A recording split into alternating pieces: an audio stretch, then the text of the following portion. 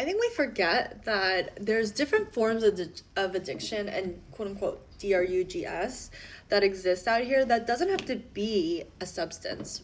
Let me tell you what I mean. As someone who studies wine and not saying this as a joke, when I say I study wine, I actually study wine to become more knowledgeable about why wine is made the way it is and why it tastes the way it is. And I feel like wine and alcohol, I think hard alcohol is a little hard to more defend, but I think wine actually gets a bad rap because it belongs into this larger camp of like alcohol as a substance. Almost to the point where people feel like the declining of alcohol consumption rate. Yes, absolutely, drink in moderation.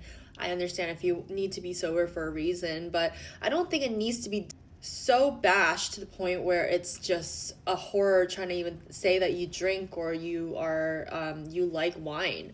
I say this because there's a lot of content that goes around on TikTok that I see that are just other forms of addiction that just may not be a substance, as I said. Like, so for example, when I just saw a video about someone who's stressed out all the time. This is how I cope with stress as someone who doesn't do drugs or drink. And it's like she's ordering like so much stuff off of online, and consumption and consumerism is an addiction just like anything else. And to say that alcohol is that bad of a substance, and I would say like Scott Galloway recently has been talking about this on his press tour. And my point is that the risks to your 25-year-old liver are dwarfed by the risk of social isolation. In sum, think of all the amazing relationships you've had in your life and be honest.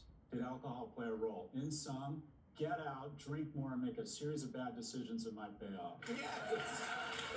Is that we just need to loosen up and have a little more fun. I think we took things like a little too seriously.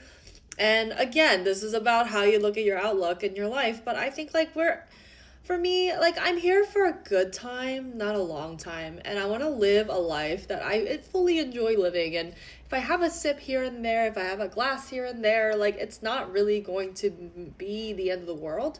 Obviously, practice caution with anything that you're doing, whether they're things that you are interested in doing. But I just think like for alcohol to be this, and particularly wine to be grouped in this manner, I just think it's not fair. But what do you think?